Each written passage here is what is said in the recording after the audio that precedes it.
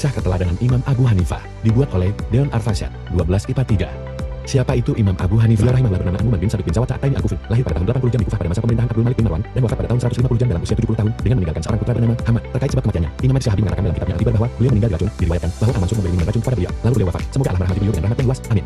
Abu Hanifah adalah orang Persia asli Mantara. Beliau diberi nama Numan adalah sebagai harapan telah menjadi orang besar, sebagaimana Numan salah satu raja Persia. Latar belakang Imam Abu Hanifah, yang memiliki nama lengkap Numan bin Thabit bin Suta bin Mah 699-767 meter, lahir di kota Kufah, Irak, pada tahun 80 jam 699 meter. Beliau berasal dari keluarga yang terhormat dan kaya, yang memungkinkan beliau untuk mendapatkan pendidikan yang baik sejak kecil. Ayahnya, Thabit, adalah seorang pedagang yang kaya, dan meskipun bukan seorang ulama, ia memberikan pendidikan dasar yang baik kepada Abu Hanifah sejak muda. Imam Abu Hanifah menunjukkan minat besar terhadap ilmu pengetahuan, terutama dalam bidang agama. Kota Kufah, tempat tinggalnya, adalah pusat ilmu pengetahuan dan tempat tinggal banyak sahabat Nabi Muhammad SAW. Imam Abu Hanifah juga sangat dipengaruhi oleh suasana intelektual yang berkembang di sana, yang banyak melahirkan para ulama besar.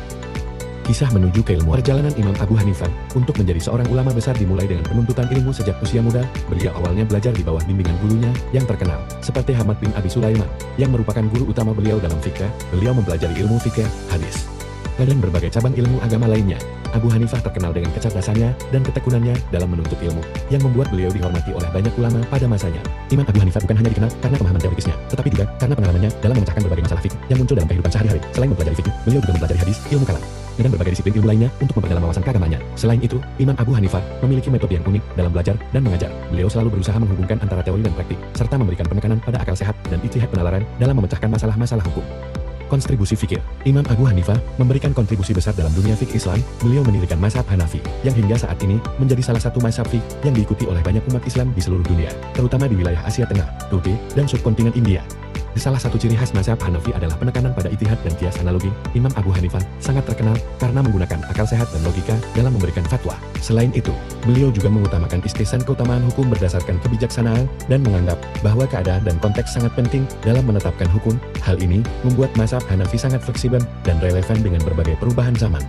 Karya terbesar beliau adalah Al-Fiqh Al-Akbar, yang menjelaskan pokok-pokok ajaran akidah dan fikih. Imam Abu Hanifah juga dikenal karena konsistensinya dalam mematuhi prinsip-prinsip fikih yang telah diajarkan, meskipun banyak penguasa yang berusaha mempengaruhi pandangannya untuk tujuan politik.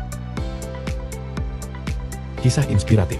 Imam Abu Hanifah dikenal karena keteguhannya dalam mempertahankan prinsip dan integritasnya. Salah satu kisah inspiratif yang sangat terkenal adalah ketika beliau dipanggil oleh penguasa Bani Umayyah, Khalifah Abu Ja'far Al-Mansur, untuk menjadi kadhi hakim di pemerintahan. Imam Abu Hanifah menolak tawaran tersebut dengan alasan bahwa menjadi hakim dalam sistem yang tidak sesuai dengan ajaran Islam akan membuatnya tidak dapat memberikan keadilan secara adil. Pada akhirnya, Khalifah Al-Mansur sangat kesal dengan penolakan tersebut dan memenjarakan Imam Abu Hanifah. Meski dalam penjara, Imam Abu Hanifah tetap teguh pada prinsipnya dan tidak pernah berubah. Beliau selalu menegakkan kebenaran dan tidak terpengaruh oleh kedudukan atau kekuasaan. Akhirnya, setelah beberapa waktu, beliau dibebaskan, namun tetap setia dengan fatwa dan ajaran yang diajarkan. Imam Abu Hanifah juga dikenal sangat dermawan dengan banyak membantu orang miskin dan mendukung kegiatan keagamaan.